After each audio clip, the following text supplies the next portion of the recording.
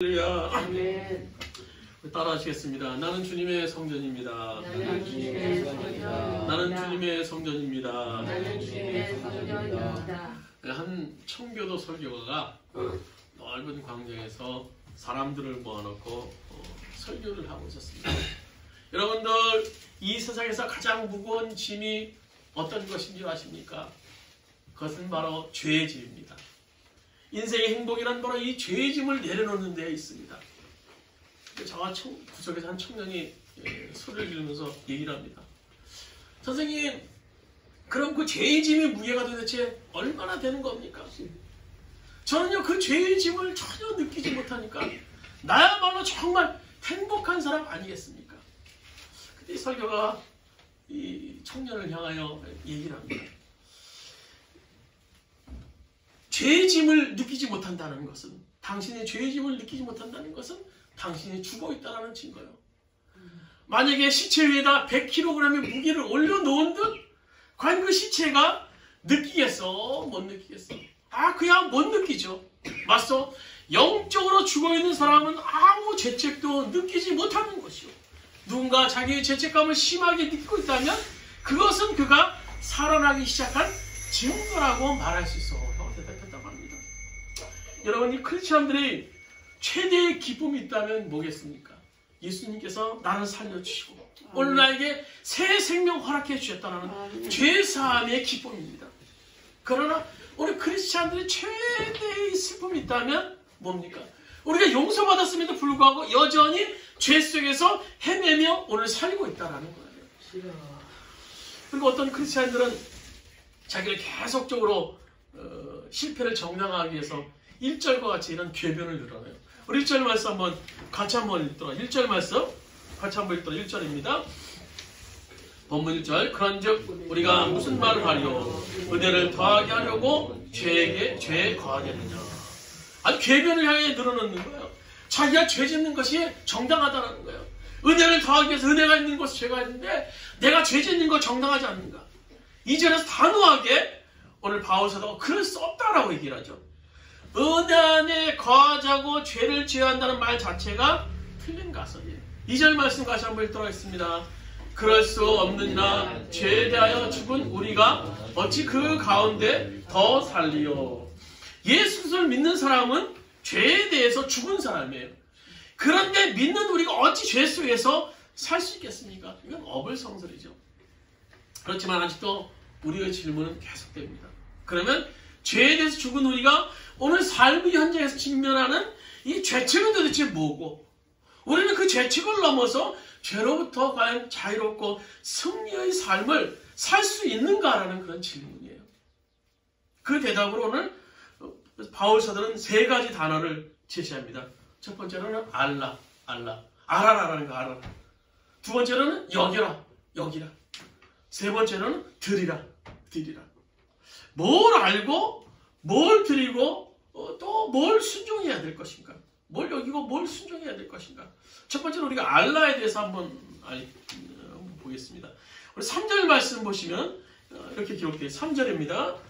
무릇 그리스도 예수와 합하여 세례를 받은 우리는 그의 죽으심과 합하여 세례를 받을 줄을 알지 못하느냐.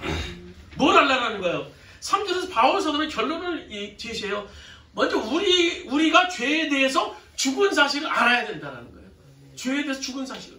그러나 실제로 우리도 삶의 현장에서 우리에게 죄는 죽지 않았어요. 그럼에도 죄에 대해서 죽은 건 도대체 뭘 의미하는 겁니까? 먼저 이것의 정확한 의미는 죄가 우리 안에서 죽었다라는 말이 아닙니다. 죄는 아직도 살아있어요.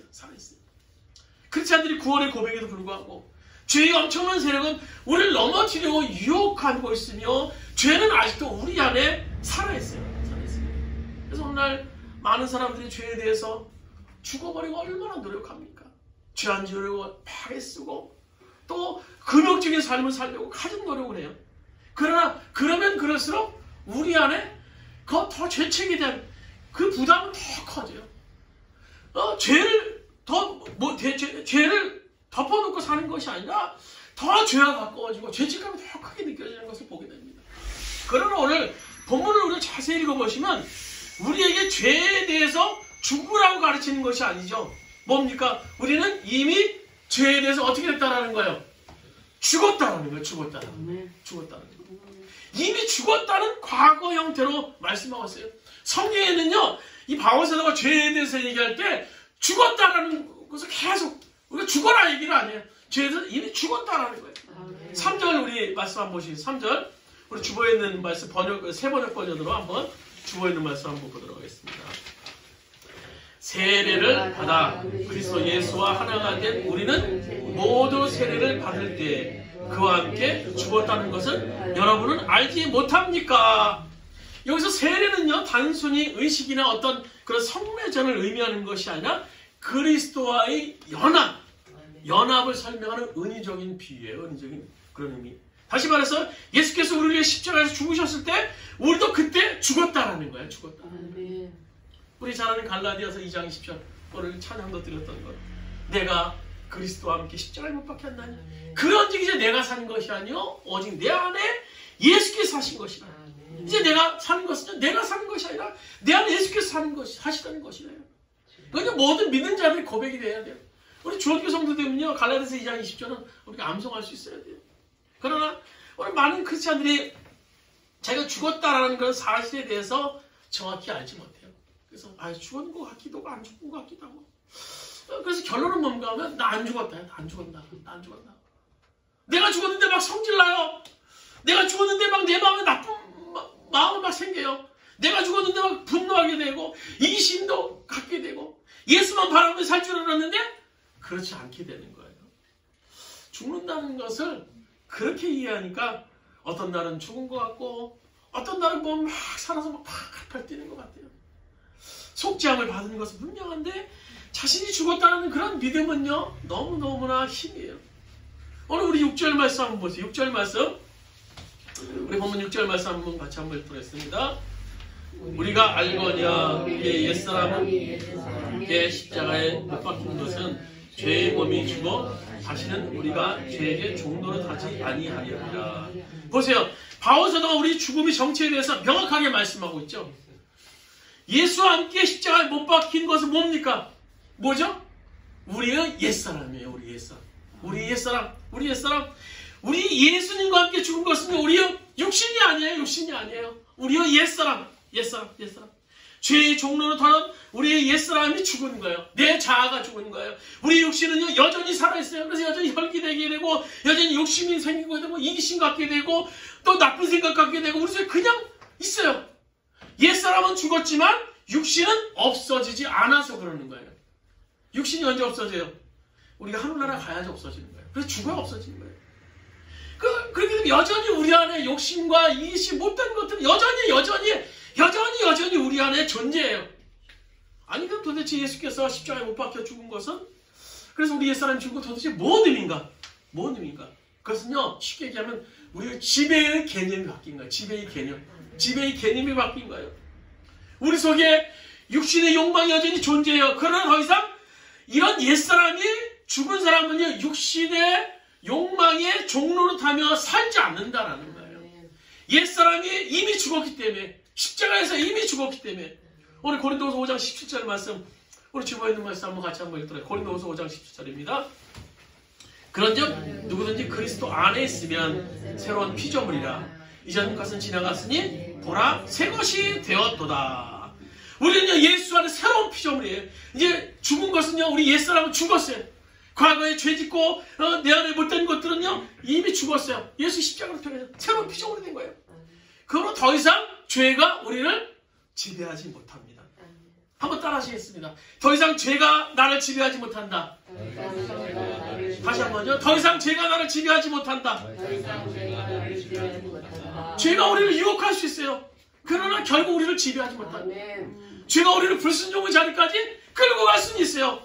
그러나 우리는 결국 순종의 자리에 서게 되는 거예요. 죄가 우리를 위협할 수 있어요. 욱하고 위협할 수 있어요. 우리 겁낼 수 있어요. 그러나 그 죄가 우리를 치지는 못해요. 죄가 우리를 목조를 수 있어요. 우리 위협할 수 있어요. 그러나 결국 우리를 죽일 수는 없어요. 오늘 6절 말씀 보시면, 6절에 보시면 이렇게 말씀하고 있죠. 우리가 알거니와 하반절에 보시면 다시는 우리가 죄에게 종로로 타지 아니하려 함이라 라고 기록하고 십자가 사건을 통해 십자가 예수께서 못 박힌 것은요, 다시는 우리가 죄에게 종로로 타지 아니하기 위해서인 거예요. 우리는 옛사람이 십자가에 죽었는데 그 이유는 우리를 더 이상 죄의 노예로 살지 않게 하기 위해서 죽었다라는 그런 말씀이에요. 거듭난 우리는 이제 더 이상 죄의 통치를 받는 것이 아니에요. 예수 그리스도의 통치를 받는 사람입니다. 이제 우리는 더 이상 마귀 나라의 백성이 아니라 하나님 나라의 백성입니다. 로마서 5장 21절 우리 한번 같이 한번 들어보겠습니다. 로마서 5장 21절 이는 죄가 사망 안에서 왕노릇한 것 같이 은혜도 또한 의로 말미암아 왕노릇하여 우리 주 예수 그리스도로 말미암아 영생에 이르게 하려 함이라. 여러분, 왜 크리스찬들이 신앙이 성장하지 못하고 왜 우리가 그 죄를 이기지 못합니까? 그것은요, 이렇게 우리에게 주어진 놀라운 새로운 신분에 대한 정체의식의 결여 때문이에요. 정체. 우리 주님께서 이렇게 놀라운 신분을 주셨어요. 우리 옛사람을 죽게 하시고 십자가를 통해서 우리 새 생명을 주셨어요. 그리고 베드로전서 2장 9절에 보시면요, 우리가 얼마나 놀라운 직분을 주셨습니까? 우리 2절 베드로전서 2장 9절 한번 같이 한번 읽다. 베드로전서 2장 9절입니다. 그러나 너희는 택하신 족속이요 왕같은 제사장이요 거룩한 나라요 그의 소유된 백성이니 이는 너희를 어두운 데서 불러내어 그의 기이한 밑에 들어가게 하신 이의 아름다운 덕을 선포하게 하려 하심이라. 우리는 어떤 존재예요? 어떤 존재입니까? 하나님께 택하신 백성이에요. 왕같은 제사장이에요. 거룩한 나라예요. 주님께서 우리를 불러 세우셨어요. 이 땅에 아름다운 덕을 선포하는 자로 이렇게 세우셨어요. 언제까지 죄의 나라의 백성으로 사시겠습니까? 나는 별 수 없어요, 목사님. 아무리 목사님 아무리 떠들어도요, 나는 이 죄의 문제를 절대 극복할 수 없더라고요. 나는 죄를 이길 수 없어요. 이런 오래된 신화를 버리지 않는 한 우리의 삶에 있어서 결코 변화는 기대할 수 없는 겁니다. 그러나 내 안에 일어난 자신이 새로운 신분에 대한 의식, 하나님이 오늘 옛사람을 날 죽게 하셨고 새 생명 주셨고 새 사람이 되게 하셨다라는 이 사실을 확실히 한다면 변할 수 있어요, 여러분. 아멘. 믿으십니까? 아멘. 변할 수 있어요. 여러분, 안다라는 사실이요, 때로는요, 믿는다는 사실보다 더 강력할 수 있어요. 크리스찬의 새로운 삶의 출발점에서 가장 중요한 사실은 내가 그리스도를 믿음으로 그리스도께서 죽었을 때 나의 옛사람은 죽고 나는 새 사람이 되었다는 사실을 아는 겁니다. 아는 거. 오늘 바울 사도가 오늘 여기서 말씀하는 그 사실을 알라라는 거예요. 두 번째로는요, 여기라가 뭔가. 우리 11절 말씀, 11절 말씀, 본문 11절 같이 한번 읽도록 하겠습니다. 이와 같이 너희도 너희 자신을 죄에 대하여 죽은 자요 그리스도 예수 안에서 산자로 여길지어다. 여기서 여길지어다라는 동사에서 느낄 수 있는 뉘앙스는 뭔가 확정적인 느낌. 뭔가 확정적인 느낌. 그래서 이 단어는 본래 회계사들이 전문적으로 사용한 당시 말인데요. 돈이 통장에 입금이 되었으면 현금으로 여기라라고 할 때 쓰인 단어입니다. 영어 성경 NIV에 보시면 카운트라고 카운트 여길지어다. 센다라는 거예요. 확실한 거죠. 계산하는 거. 확실한 거. 돈을 세고 또 하나둘 계산하는 건 확실하다는 거예요. 따라서 여기라는 말은요, 없는 것을 있는 것처럼 여기라는 말이 아니라 분명한 사실에 대한 인식을 기초로 했다라는 거예요. 저는 이 여기라는 이 단어의 의미를 우리가 좀 어떻게 느낄 수 있는 단어가 없을까 보니까요, 예전에 운동권에서 많이 쓰는 단어인 의식화라는 단어. 의식화. 이제 내가 새로운 사람이 되었다는 사실을 우리는 끊임없이 자기 자신에게 의식화시켜야 되는 거예요. 그걸 시킬 필요가 있어요. 오늘 보면 10절에 보시면 바울 사도가 이렇게 말해요. 우리 10절 같이 한번 읽도록 하겠습니다. 그가 죽으심은 그의 죄에 대하여 단번에 죽으시며 그가 살아계심은 하나님께 대하여 살아계십니다. 이게 뭐 그는 누구예요? 그가 누구죠? 예수님입니다. 예수께서 죽으심은 죄에 대해서 단번에 죽으시며 예수께서 살아계심은 하나님께 대하여 살아계십니다. 그러니까 그리스도께서 십자가에서 우리 죄를 짊어지시고 단번에 죽으셨다가 그가 다시 살아나심은 하나님과의 관계에서 새로운 삶을 누리기 위해서 다시 사시는 거예요. 다시 사셨다는 의미예요. 그렇다면요, 이 사건이 우리에게 적용되어질 때 우리가 어떤 삶을 살아야 될 것인가. 11절 계속 다시 한번 우리 1절 11절 말씀 다시 한번 같이 한번 읽도록 하겠습니다. 이와 같이 너희도 너희 자신을 죄에 대하여는 죽은 자요 그리스도 예수 안에서는 하나님께 대하여 살아있는 자로 여길지어다. 오늘 11절은 우리들에게 얘기하는 거예요. 이와 같이 오늘 예수 그리스도께서 이렇게 예수 그리스도께서 하나님의 자녀로 새로운 관계를 형성했다면 이와 같이 그러니까 실제로 죽지 않았는데 여기라는 말이 아니에요. 예수님이 십자가에 죽으셨던 것 같이 그 실제였듯이 이와 같이 우리도 그 사실을 기초하여서 죄에 대해서 죽었다라는 사실을 사실대로 여기라는 거예요. 실질적인 얘기를 한번 해볼까요? 죄를 지을 일이 생길 때 막 성질이 날 때가 있죠. 막 죄 지을 일이 생기고 막 성질이 날 때. 그때 우리가 할 수 있는 것은 뭡니까? 나는 죽었는데. 그 끊임없이 자신을 십자가에 죽음의 자리에 자신을 갖다 놓아야 돼요. 그때 필요한 것이 뭡니까? 십자가야. 그냥 나는 죽었는데 그게 아니에요. 그게 아니에요. 십자가가 필요한 거예요. 그 근거가 십자가의 사건입니다. 십자가의 사건. 내가 오래전에 예수 그리스도의 십자가에 못 박혀 돌아가셨을 때 나도 그 현장에 죽었다라는 거예요. 나의 욕심, 나의 못된 이 자아, 이 성질, 이 더러운 것, 욕심 이런 것들이 그때 옛사람이 그때 죽었다라는 거예요. 그러나 예수 그리스도의 부활로 말미암아 나에게 새 생명 허락하셨다는 그 사실을 우리가 기억해야 된다. 그래서 우리는 늘 우리 삶이 나는 죽었는데라는 그 십자가의 자리, 십자가의 사건을 우리가 늘 경험하는 삶을 살아야 돼요. 이 십자가가 일어난 사건에 대한 인식, 알라라는 사건을 우리가 기초해서 끊임없이 의식화하는 과정을 통해서 여기라는 거예요. 여기라는 거예요. 우리 여러분 거지와 왕자의 아시는지 모르겠어요. 어느 날 임금님이 암행 순찰을 하시다가 보니까 이제 다리 밑에 있는 거지 소년의 눈에 확 드러내고 막 광채가 나면서 그래서 야, 쟤를 데리고 와서 내가 자식으로 삼으면 좋겠다. 그래서 궁궐에 데리고 와서 그 아이를 자식으로 삼았어요. 그래서 신하들 앞에 선포를 했어요. 이 아이가 이제 내 자식이다. 양자다. 내 아들과 마찬가지다. 선포를 했어요. 그는 이제 분명한 왕자가 되었어요. 그 순간 거지는 죽었고 왕자로 새롭게 태어난 거예요.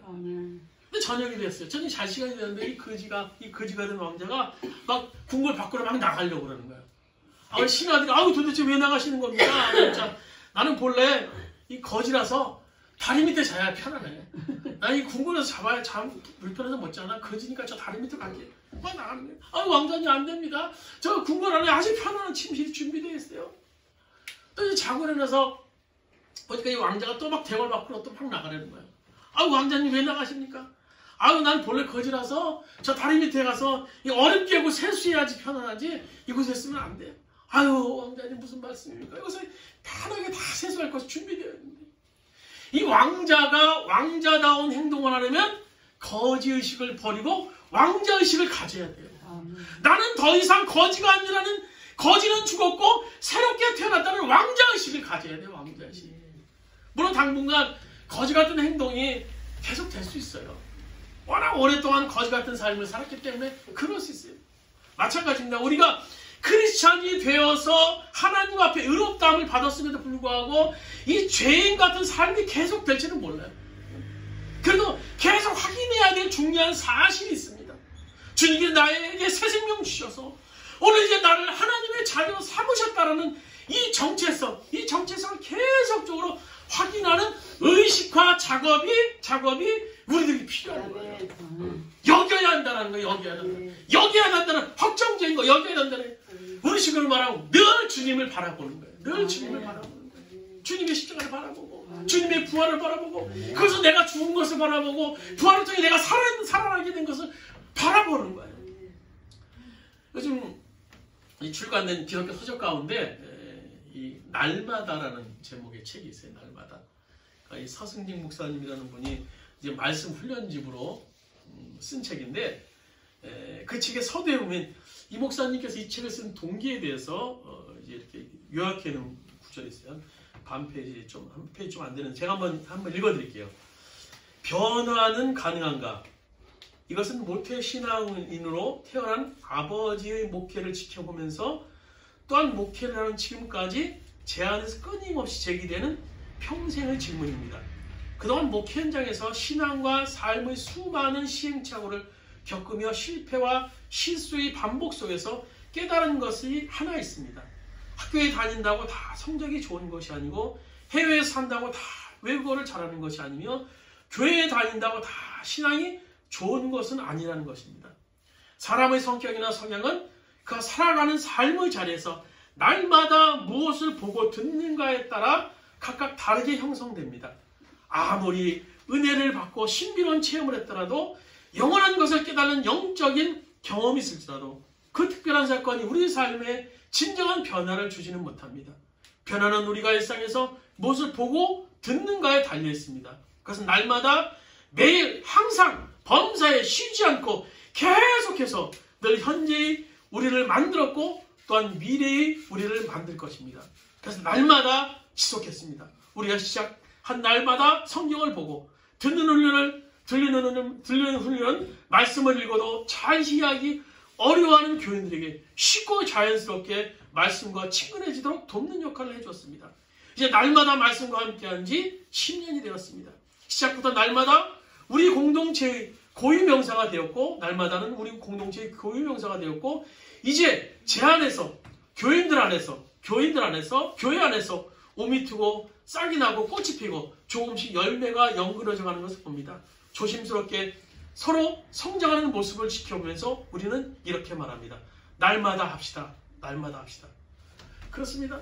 우리의 삶에서 1분 1초라도 주님을 향한 시선이 놓치면요. 안 됩니다. 안 돼요. 세상 것 보고 듣는 이상으로 하나님 말씀 듣고 하나님 말씀 봐야 돼요. 그래야 살 수 있는 세상입니다. 왜 우리가 지금 걱정하고 근심합니까? 네? 세상 것 너무 많이 듣고 본 결과예요. 세상 것으로 우리 안에 가득 차 있기 때문이에요. 세상 것 열어보세요. 뉴스 열어보세요. 인터넷판 열어보세요. 그거 보면요. 우리 안에 생기는 걱정 근심밖에 없어요. 아이고 전쟁이 언제 일어날지 모르겠어. 이 코로나가 또 어떻게 되는 거야? 세상 것 보면요. 우리가 소망 두고 걱정하지 않을 것이 어디 있겠습니까? 늘 걱정이에요. 근데 우리는 늘 세상 것으로 가득 차. 보고 듣고 화장실 안에서도 보고 또 듣고 짬날 때마다 보고 듣고 세상 것으로 가득 차기 때문에 그 세상 것으로 인한 결과는요. 그런 걱정밖에 없는 거예요. 제 자신도 보면요. 세상 것에 열려 있어서 세상에 보고 듣는데 열중하다 보면요. 머릿속에 세상으로 가득 차게 되고 그러다 어느덧 모르게 나 자신도 모르게 한숨 쉬면서 걱정하고 있더라. 걱정하고. 아이고 어떻게 하나. 그러나 제 안에 말씀과 기도 또 십자가로 가득 차 있으면요. 이상하게 놀라울 정도로 두려움이 없어요. 그리고 걱정이 없어지는 것을 경험하게 됩니다. 바벨 같은 세상에서 우리가 기대할 수 있는 것은요. 걱정 근심뿐입니다. 그래서 우리는 이 십자가의 사건을 나의 사건으로 여기는 날마다의 삶, 의식하면서 날마다의 삶 확정짓는 그런 삶이 필요하다는 거예요. 그래서 바울사도가 너희가 그것은 여기라는 거야. 십자가의 사건은 여기라는 겁니다. 또 세 번째로는요. 바울사도는 13절에 드리라라고 말씀해주고 드리라. 오늘 13절 말씀 우리 같이 한번 읽도록 하겠습니다. 13절입니다. 또한 너희 지체를 불의의 무기로 죄에게 내지 말고 오직 너희 자신을 죽은 자 가운데서 다시 살아난 자 같이 하나님께 내드리며 너희 지체의 무기로 하나님께 드리라. 알라와 여기라라는 앞에 이 단어가 지적인 인식과 연관되어 있는 단어라면요. 드리라라는 단어는 어떤 순종을 촉구하는 동적인 단어예요. 동적인 단어. 하나님께 드린다고 하면 쉽게 생각할 수 있는 것이 물질을 드리고 봉사활동을 통해서 헌신하는 것으로 생각합니다. 하지만 아무리 헌금을 우리가 많이 하고 봉사를 많이 해도 교회 밖에서 여전히 세상 방식으로 교회에서처럼 드리는 삶이 아니라 이중적인 플레이를 하며 산다면요. 결코 자신을 하나님께 드린다고 할 수 없는 거예요. 아무리 물질 많이 들고 막 교회에서 봉사하고 밖에 나와서는요. 전혀 다른 삶을 산다면요. 하나님께 드리는 삶이겠습니까? 오늘 13절 우리가 읽은 대로 보면요. 죽은 자 가운데서 다시 살아난 자 같이 하나님께 드리라라고 기록하고 있어요. 드린 자 같이. 바울 사도는요. 드림의 방식을 구체적으로 제시하고 있는 거예요. 죽은 자 가운데서 다시 살아난 자가 하나님께 드리라. 만약에요, 내가 죽었는데 누가 다시 나를 살려줬어요, 여러분. 그러면요, 우리가 그분을 위해서 뭘 못하겠습니까? 내가 죽었는데 살려줬어요. 그분을 위해서 뭘 못하고 뭘 못 드리겠습니까? 드리지 못할 게 뭐 있겠어요? 우리는 하나님에 의해서 새 생명을 경험한 사람들이에요. 그러면 그 새 생명을 경험한 사람답게 우리의 생명, 우리의 영혼, 우리의 전 존재를 하나님께 드려야 맞는 것이라는 겁니다. 오늘 13절 하반절에 보시면 바울 사도는 하나님께 우리 생명을 드림과 더불어서 이렇게 말하죠.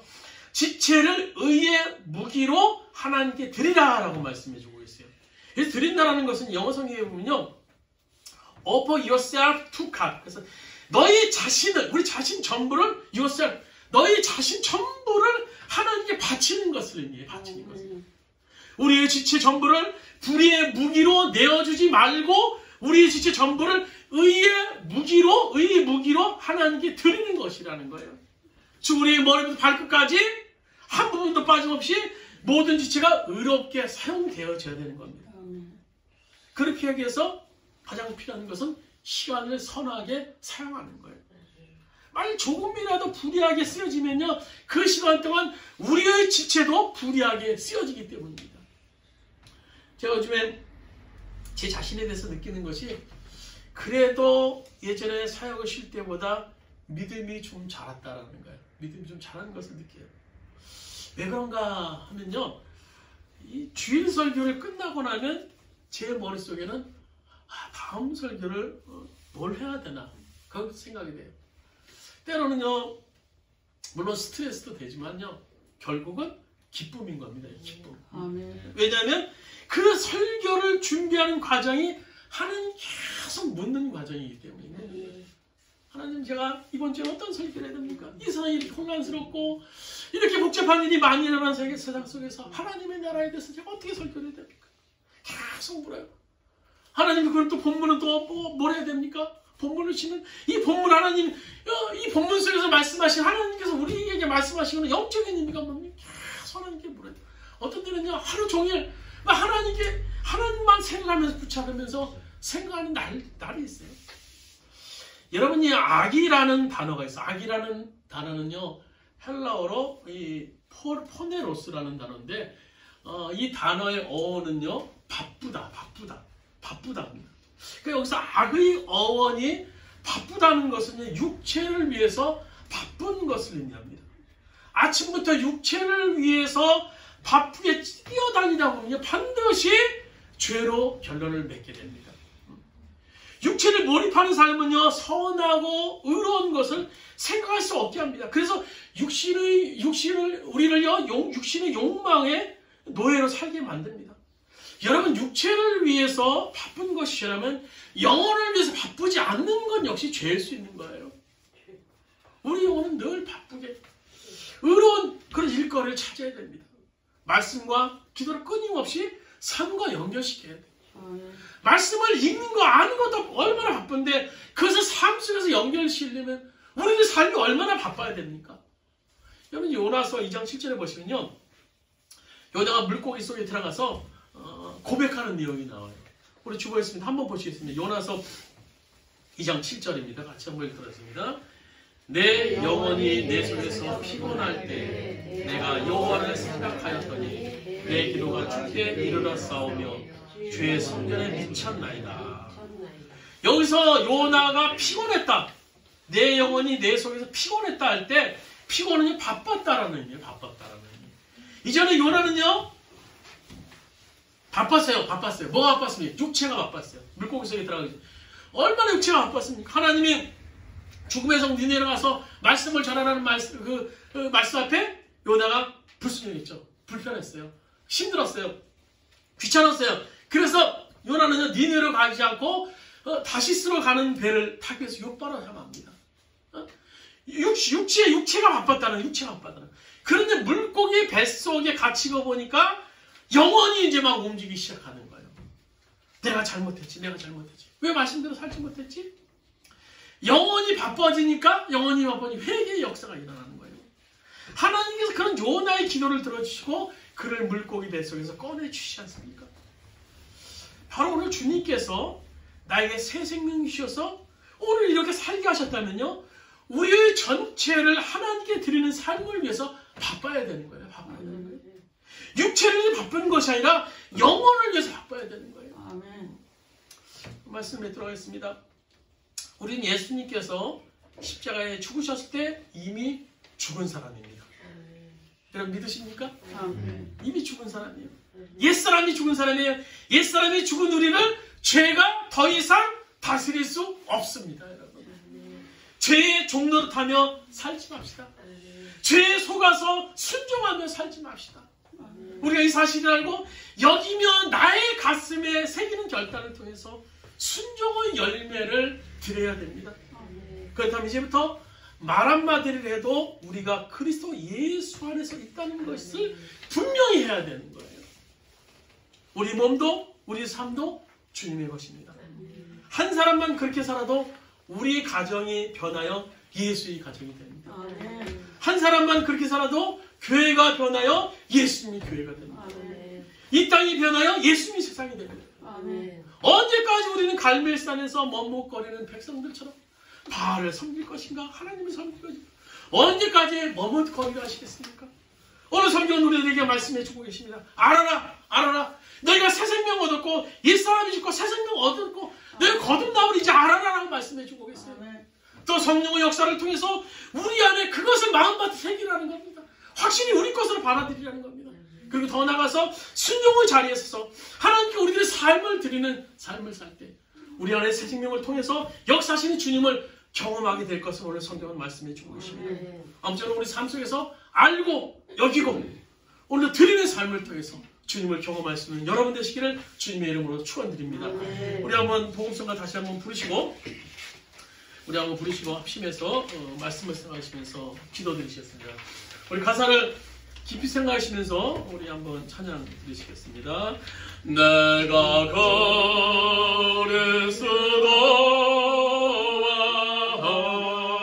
그리스도와 함께 십자가에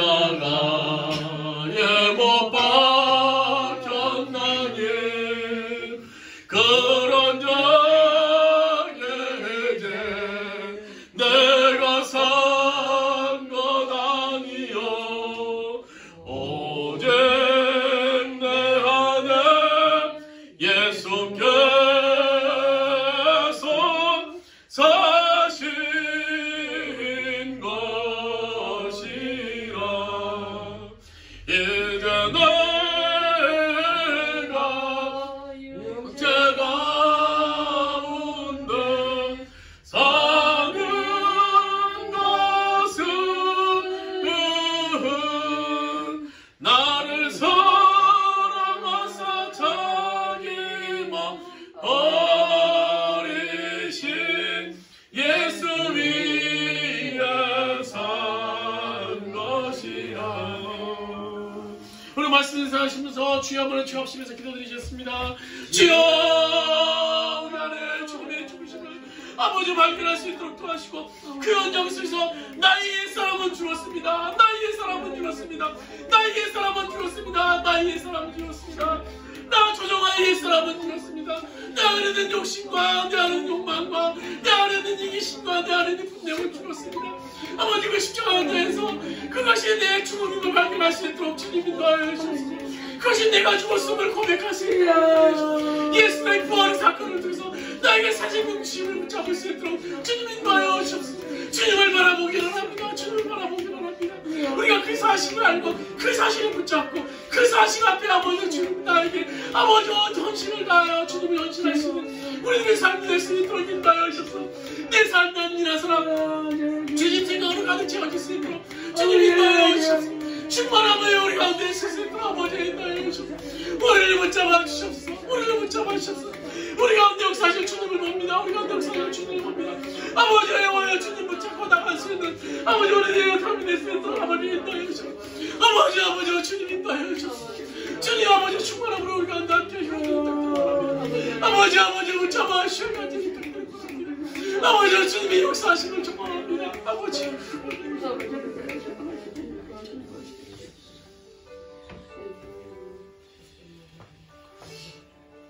우리들의 믿음은 왜 맨날 아버지 그 모양 그 꼴입니까? 아버지 주님, 주님을 믿은 지 벌써 10년, 30년 한 세월이 됐지만 우리들의 믿음의 모습을 볼 때 너무너무나도 부끄럽고 너무너무나 주님 보시기에 송구스러운 모습입니다.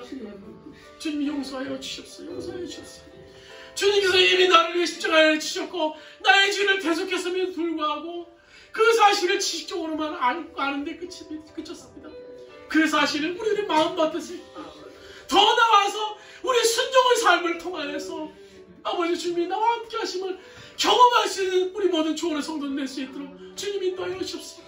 예수 그리스도께서 나를 죽으심으로 나 옛사람은 죽고 또 그 사실의 성령의 역사를 통해서 우리의 가슴밭에 새기며 더 나아가서 그것을 확신하기 위해서 순종을 드리는 삶, 우리들이 모든 것을 드리는 삶을 통해서 주님과 교제하기를 원합니다.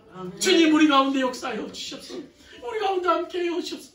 이 사실을 늘 기억하면서 우리 안에 있는 패배의식, 우리 안에 있는 아버지 못된 이 사단의 의식들을 다 벗어버리고 하나님의 백성으로서 하나님 나라의 성도로서 승리하는 삶을 사는 이 죄에 대해 승리하는 삶을 사는 우리 모든 성도를 낼 수 있도록 주께서 인도하여 주시옵소서. 이제는 우리 예수 그리스도의 은혜와 하나님 아버지의 은밀하신 사랑하신 분과 보혜사 성령님의 감동 예수 그리스도의 은총이 오늘 예수 그리스도께서 오늘 우리들의 죄를 대속하시기 십자가에 죽으시고 나의 옛사람은 죽고 예수의 부활을 통해서 내 안에 계신 예수님께서 살아계심을 경험하며 그 사실을 알고 또 그 사실을 우리 안에 가슴밭에 새겨서 성령의 역사로 우리 것으로 받아들이며 또 그것을 순종의 삶을 통해서 드림의 삶을 드림으로 역사하길, 드림을 기대하길, 또 드림을 이루기로 하는 우리 성도들 모두 가정 위에 또 사업장과 직장에 아버지 이민족 위에 이 땅의 모든 백성들 위에 이제부터 언제까지 함께 하시기를 간절히 축원하옵나이다.